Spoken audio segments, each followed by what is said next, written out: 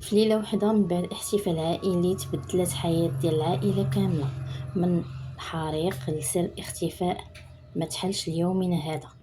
هذه قصة حقيقية لاختفاء 5 ديال الأطفال بطريقة مرعبة ليلة ديال الحريق. هاد القضية ولات من أغرب القضايا في التاريخ الأمريكي في داك الوقيته، ومازال لحد اليوم بلا حل. قبل ما نبدا معكم تفاصيل القصه نقول لكم مرحبا بكم معايا في قناتي قناه موربيديا. معكم عليا نبداو القصه ونقولوا بسم الله. في سنه 1945 كانت واحد العائله دايره واحد الحفل بواحد من وليداتهم، ولكن فرحتهم ما كملاتش حيت دارهم تحرقات هذيك الليله. والغريب ان 5 من ولادهم ما تلقاش ليهم الاثار، لا جثات لا عظام ولا حتى رماد، كأن دوك الوليدات تحلت الارض وسرطاتهم. والاغرب من هاد الشيء هي من بعد 20 سنه وصلت العائله واحد الصوره لشاب كيشبه لواحد من دوك الوليدات ديالهم اللي كانوا اختفاو، ومكتوب عليها انا لويس سودير احب اخي فرانكي الولد الصغير، ومكتوب واحد الرقم. شنو قصه اختفاء 5 ديال الاطفال ديال عائله سودير؟ هادشي اللي غنعرفوا في القصه ديال اليوم، تابعوها حتى الاخر باش تعرفوا شنو طرا. وقبل ما نعرفوا تفاصيل هذه القضية هذه نهضر لكم شوية على عائلة سودير. عائلة سودير فيها الأب اللي الاسم ديالو جورج سودير، الأم جيني سودير. عندهم 10 الوليدات: موريس، مارثا، لويس، جيني وبيتي، جورج جونيور، ماريون، سيلفيا اللي كانت مازال باقا رضيعة، وجون. وواحد من الابناء ديالهم كان ديك الساعه كان يمكن كان في الجيش، حيت ما كانش معاهم في هذيك الليله. ولكن ما عقلش الاسم ديالو. الاب ديالهم كان الاصل ديالو ايطالي، هاجر بلادو هو والاخ ديالو، خدم في السكك الحديديه في ولايه بنسلفانيا، وخدم في بزاف ديال الخدامي. ومن بعد تزوج بجيني اللي كان الاصل ديالها حتى هي ايطالي. واستقروا في فايتفيل. عاشوا في واحد المنزل خشبي فيه جوج ديال الطبقات، هما والوليدات ديالهم. جورج كبر في الخدمه ديالو، ولا واحد الشخص معروف، ولا كيدخل كذلك في المواضيع السياسيه، الشيء اللي خلى علاقته ما تكونش زوينه مع الناس، ويدخل في صراعات وتكون عنده عداوه مع بزاف ديال الناس، لانه كان من المعارضين ديال الدكتاتور الايطالي موسوليني بينيتو. وهذا الشيء اللي خلى جورج يولي يتوصل بزاف ديال التحذيرات او نقولوا التهديدات من وراء ما تعدم موسوليني. من بين هاد التهديدات اللي كانوا جوه، كان واحد خطره كان جا عنده واحد ريبريزونطون ديال لاسيورونس، وكان قال ليه بان الرده ديالك الا ما رديتيش ليها البال راه غادي تحرق، ولا داك راه غادي ندمروا، لانه كان قال ليه راه عندك شي مشكل في الدار. غير جورج ما كانش خدا الامر بجديه. وواحد النهار عاوتاني كان جا واحد السيد واحد اخر اللي كان مختص في داكشي ديال الكهرباء. كان جورج كان ركب الفران ديال الضوء، وكان جاب المعلميه اللي مختصين في هذا العمل هذا، وكانوا قالوا لي بان كل شيء عندك سليم، يعني كاع هذاك الشيء اللي كيتعلق بداك الخيوط ديال الضوء داكشي. قالوا لي زعما ما عندك حتى شي مشكل، الامور عندك كلها مزيانه. مي كان جا قلت لكم واحد السيد واحد اخر كان عطاه واحد التحذير، قال لي راه عندك مشكل في الصمام ديال الضوء، وتقدر تشعل لك العافيه في الدار. وطبيعه الحال هاد الهضره هادي ضرات جوج في راسو، يعني ما عرفش واش هادشي بصح ولا غير هذا كيتنوض عليه ولا ما نعرف. مهم، جورج كيف ما قلت لكم اخذ الامور دابا بجديه، يعني ما بقى هادشي ما بقاش فيه اللعب مادام جاه هاد الشخص الثاني هذا، ولا واخد الامور بجديه. دابا نجيو لواحد 2 سيمانات قبل من الحفل اللي كان غيدير جورج الابن ديالو. كان الابن ديالو الكبير كان شاف شي طوموبيل كانت كدور في هذاك الحي، ومراقبه الاخوه ديالو يعني الابناء ديال جورج. لقيتها ملي كيمشيو للمدرسه وكذلك لقيتها اللي كيرجعوا منها. نجيو دابا لنهار 24 شهر 12 1945. عائله ديال جورج داروا الحفل ديالهم. دوزوا هذاك الحفل وهما مزيانين، يعني فرحانين، ما كاين حتى شي مشكل. وهذاك الحفل تقريبا سالوه مع 10 ديال الليل. الام جيني ملي سالوا الحفل كيف ما قلت لكم قالت للابناء ديالها باش يمشيو يطلعوا للطابق اللي الفوق. قالتها ل5 ديال وليداتها باش يطلعوا ينعسوا في الطابق الفوقاني. ميم كيف ما كتعرفوا الوليدات بقاو مع داك الشطون وداك الشيء، بقاو كيهضروا بقاو كيلعبوا بيناتهم، يعني ما نعسوش في الوقت اللي قالت لهم الام ديالهم، يعني بقاو معطين شويه. لحد هنا الامور كلها غادا مزيان. امتى غتبدا الغرابه؟ من ورا 12 ونص تاع الليل. من ورا 12 ونص تاع الليل غيبداو بزاف ديال لي تويست ما واضحينش، غتبدا بزاف ديال الغرابه اللي ما عندها حتى شي حل، يعني ما مفهوماش. مع 12 ونص تاع الليل صونا التليفون ديال الدار. جاوبت جيني، كانت واحد السيده هي اللي معيطه، قالت ليها واش كاين فلان اكس، هاد الشخص هذا ما معروفش، ما عرفناش شكون. جيني جاوباتها قالت ليها لا راك غالطه في النمره. مي جيني لقيت اللي كانت كتهضر مع ديك السيده، كتسمع الكيسان كيتقرقبوا، كتسمع الضحك، كتسمع الهراج، بحال هذيك السيده بركه في شي بار. صافي جيني كيف ما قلت لكم، ملي هضرت مع السيده قطعت المكالمه وعاود رجعت نعست. ومع الوحده ديال الليل فاقت جيني عاوتاني، حيت سمعت شي حاجه بحال شي واحد لح شي حاجه فوق الدار، وكتقرقب هابطه كتحرج، يعني هابطه مدردبه من هذاك السقف ديال الدار بحال شي قرعه. ما داز ما جابت، داز تقريبا نص ساعه حتى كتشم ريحه شي حاجه كتحرق. ملي فاقت جيني لقات الدار كلها شاعله فيها العافيه، والعافيه تقريبا بدات من المكتب ديال جورج، وبالضبط من الجهه ديال الخيط ديال التليفون. فاقت العائله كامله، فاق جورج ولادهم اللي كانوا معاهم في الدار السفليه اللي لتحت. 5 اللي طلعوا بقاو الفوق، اللي كانوا لتحت هما اللي خرجوا. ما قدروش يطلعوا عند ولادهم حيت الدروج كلهم كانت كلاتهم العافيه. كيف ما قلت لكم لان الدار كانت كلها من الخشب.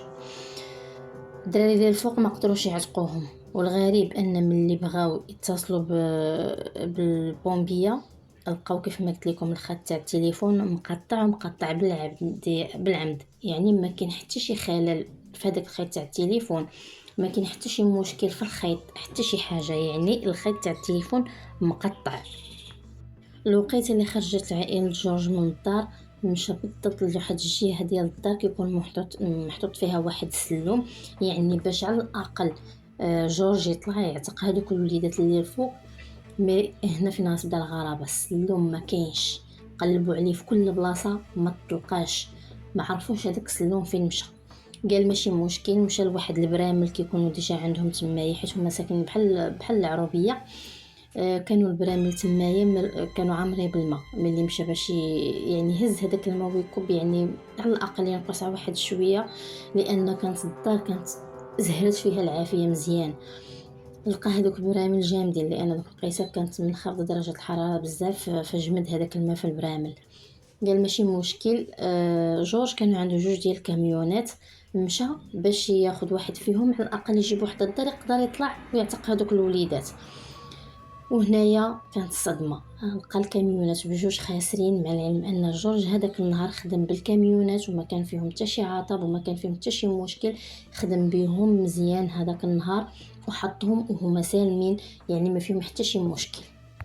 وهنا في هذه الحاله بطبيعه الحال كيف ما كتعرفوا ضروري تدخلوا الجيران، يعني يعاونوهم، يعني حتى ما عاونوهمش بالماء عيطوا ليهم على البومبيه. وكان دايز حتى واحد الشخص، هادشي اللي كنت لقيت، كان قالك دايز واحد الشخص من واحد الشارع من تما حداهم، حيت هما دايرين كيف ما قلت لكم بحال الشكل تاع الفيلاج، المهم كان عندهم تما واحد الطريق. داز واحد الطوموبيل وشافت هذيك العافيه، حتى هو عيط على البومبيه باش تجي، ولكن للاسف البومبيه تعطلات. واخا كانوا جاو، يعني لقيت اللي جاو كان فات الحال وما بقى عندهم ما يديروا، يعني الدار كلها تكالت بالعافيه. يعني واخا كانوا جاو كان عندهم نقص بزاف في اليد العامله، مع العلم ان راه الاخ ديال جيني راه كان خدام معاهم في البومبيه. لقيت اللي وصلت للبومبيه بداو كيطفيو، يعني وطلعوا ملي طفاو العافيه طلعوا باش يشوفوا اشنو كاين، وقالوا لهم راه بقاو دوك 5 الوليدات الفوق. وهنا فين كانت الصدمه، لقيت اللي طلعوا قالوا الاب جورج اللي داروا القلب قلبوا يعني في هذاك الرماد، حس الدنيا تكالت بالعافيه. قالوا لهم بان راه ما كاين حتى شي اثار للوليدات، ما كاين لا رماد لا عظام لا حتى شي حاجه كتدل على ان هذوك الوليدات توفوا في هذيك العافيه. من بعد كانت خرجت شي اخبار بان من وراء هذاك التقلاب ديال البومبيه، وكانوا مازال كانوا كيحفروا في هذيك الدار كيقلبوا على اي حاجه كتدل على ان راه باقي شي اثر ديال هذوك الوليدات، ولكن ما كاين حتى شي اثر ليهم. كيف ما قلت لكم من بعد خرجت واحد الهضره كيقولوا على انهم ما قدروش يقولوا الاب جورج بان ولادك راه توفاو. فكانت الحقيقه ان ولادهم بانهم توفوا في هذاك الحريق يعني، وتكالوا يعني سكلفي يعني بقاو غير العظيمات، واخا هادشي راه ما بينش والعظام راه ما لقاوهمش. كان جا الرئيس ديال الابحاث وكان قال لجورج باش يخوي الدار باش يقدروا يكملوا التقلاب في هذيك الدار، يعني على الاقل يعرفوا السبب ديال اللي خلى العافيه انها تشعل. وفعلا آه، كانوا هما كملوا التقلاب، ولكن جورج ما خرجش ليهم من الدار مع المده يعني من وراء التقلاب وداكشي. كان جورج كان دار واحد اللافته فيها واحد المبلغ مالي، يعني اللي بانوا ليه ولادو، يعني اللي شاف ولادو او لقاهم في شي بلاصه كان داير واحد المبلغ مخصص يعني كهديه للشخص اللي يقدر يلقى ليه ولادو في هذيك الوقيته. من بعد التحقيقات تعرف أن المشكل ديال سبب الحريق هو تماس كهربائي. وهنا غادي نرجعوا للهضره اللي كان قال لي داك الشخص المره الاولى اللي كان جا عندو قال لي راه دارك غادي تشعلك فيها العافيه. فشك جورج على ان هذا يقدر يكون انتقام ليه، لانه كيف ما قلت لكم كان من المعارضين ديال الدكتاتور موسوليني. ومن بعد كانوا خرجوا شي شهود من الكارتي اللي كان ساكن فيه سودير، قالوا لانهم شافوا شي شخص كان كيسرق الخيوط ديال الضو، ويقدر يكون هو السبب باش كانت تقطع الخيط تاع التليفون. وكانوا قالوا عاوتاني انهم شافوا شي حاجه مطاطيه شاعله فيها العافيه كانت مهابطه من فوق الدار. الشيء اللي كيأكد هاد الهضره هو انهم من وراء الحريق كان اكتشف الابن الاكبر ديال عائله سودر ان لقاو بحال واحد الجلده كحله كانت محروقه تمايا، الشيء اللي خلاهم انهم زعما انهم يتاكدوا ان شي حد رماهم بشي حاجه هي اللي شعلت فيهم العافيه. وطبعا هادشي كامل كيف ما قلت لكم هي غير هضره، يعني الناس ما مأكدينش منها، راه غير الاقاويل اللي كانت خرجت، لان ما عرفتش كيفاش ان وهما يقدروا يكونوا شافوا شي حاجه شاعله فيها العافيه هابطه من فوق الدار. مي الوقيته اللي كانت هذيك درجه الحراره اللي عاليه بزاف ما عرفتش، ما يمكنش كاع واخا تكون هذيك الحاجه اللي شعلت فيها العافيه يعني تكون ما تبقاش تبان مع العافيه اللي كانت تحرقات ولا ترماد، يعني راه ما غاداش تبقى تبان. ما عرفتش هذا غير نظريه ديالي انا، ما عرفتش يعني حيت الا كانت الحاجه شاعله فيها العافيه صافي راه كتولي رماد يعني، وكان شاعله فيها العافيه يعني راه المده ديال 45 دقيقه حتى ساعه تقريبا بقات شاعله العافيه في هذيك الدار. من بعد كانوا البوليس كانوا توصلوا لهذاك الشخص اللي كان كيسرق الخيوط ديال الضوء وداروا معاه التحقيقات، وفعلا تاكد انه ما عنده حتى شي علاقه بالحريق ديال الدار، وما كان عنده حتى شي علاقه بانه راه هو اللي قطع الخيط ديال الضوء. وعاودوا تاني تبعوا هذيك المكالمه اللي كانت دازت ما بين هذيك السيده اللي كانت في البار والمكالمه اللي كانت في الدار ديال صودير. تواصلوا مع هذيك السيده وشدوها جابوها لعندهم وداروا معها التحقيقات، يعني بقات معهم مده طويله. في الاخر اكتشفوا على انها فعلا كانت غير غلطه في النمره وما عندها حتى شي علاقه بهذاك الحريق اللي وقع لعائله سودير.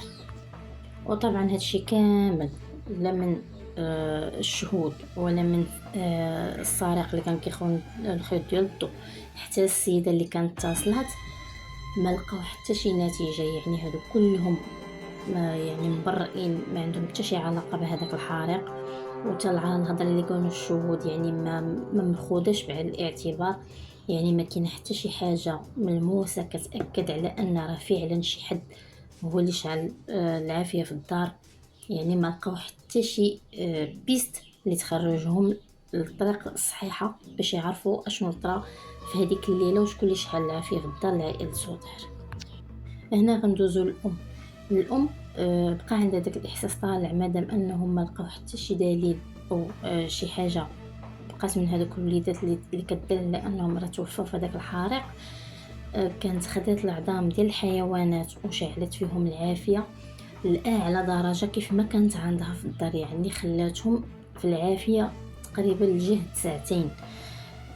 العظام كانوا بقاو ما تحرقوش، وكانت اتصلت بواحد الموظف في واحد المحرقة محلية حداهم، وقال ليها على ان العظام ديال البشر كتبقى حتى لبعد الحرق ديال الجثث لمدة ديال ساعتين في درجة الحرارة اللي كتساوي 1090 درجة مئوية، واللي هي أطول وأكثر درجة ديال الحرارة من الحريق اللي كان في الدار. مع العلم أن الحريق اللي كان في الدار كيف ما قلت لكم راه دام من 45 دقيقة حتى لساعة.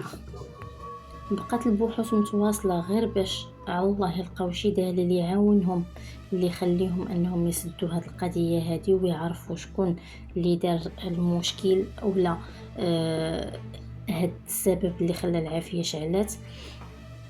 حتى لسنه 1967 يعني بقى الملف كيف ما قلت لكم محلول حتى لسنه 1967. وصل للعائله واحد الجوا فيه الصوره ديال واحد الشاب كيشبه بزاف للطفل لويس سودير، ورا الصوره مكتوب انا لويس احب اخي فرانكي. وكاين حداها واحد الرقم. ناضت العائله عاوتاني وعاودت التحقيق من مده وجديد، ولكن ما معروفش الشخص اللي صيفط هذه الرساله شكون اولا هذه الرساله منين جات. بقات محجوبه ليومنا هذا، يعني حتى حاجه ما تعرفت على على هاد الرساله اللي وصلتهم، يعني ما معروف حتى شي شخص شكون اللي صيفطها. فكانوا عائلة سودير كانوا كيعتقدوا على ان الحريق كان مدبر، وان الوليدات ديالهم تختطفوا قبل الحريق او لا وقت الحريق، ويقدر ان الاطفال فعلا يكونوا عايشين وحتى واحد ما عارف الحقيقه. العائله ديال سودير كانت ديجا تواصلت مع المافيا على الله وعسى زعما يعاونوهم يشوفوا واش يقدروا يعرفوا لما غير شي تخريجه لهاد القضيه هذه، يعني يشوفوا واش وليداتهم اختطفاهم شي عائله او كاينين في شي بلاصه، يعني يعطيوهم غير ما عرفتش يعطيوهم غير شي باسيس امل يقدروا يعرفوا وليداتهم واش عايشين ولا ميتين. وفي سنة 2013 سنة 2013 كانت خرجت سيلفيا الشقيقة ديال الإخوة اللي كانوا اختفوا، وقالت على أنها هي آخر وحدة خرجت، يعني خرجوها والديها من هذاك الحريق. وكانت كتشوف دائما المعاناة ديال الوالدين ديالها، وكانوا ديما وسيرته الام ديالها كانت كتقول بان الام ديالها واخا كانت كتشوف الحزن في العينين ديالها، ملي كانت كتقول ان راه وليداتها راه مازال عايشين، كان ديما عندها داك الاحساس ديال وليداتها انهم راه مازالين عايشين وراه ما ماتوش ولكن راه غير مخطوفين. وتا هي كانت كتقول بان زعما راه فعلا نقدر شي حد يكون هز خوتها في هذيك الليله، يعني وتعتقوا مي ما عرفوهمش فين مشاو. اختفوا اطفال صودير واختفى معاهم السر ديال هذه القضيه هذه. القضيه كلها كانت غريبه، الاحداث كانت غريبه، واللي وقع وقت الحريق كان اغرب، يعني ما عندها حتى شي تخريجه هذه القضيه هذه. كانت هذه القضيه ديالنا ديال اليوم. نقول لكم السلام عليكم، نتلاقى معكم في فيديو جاي ان شاء الله. السلام عليكم.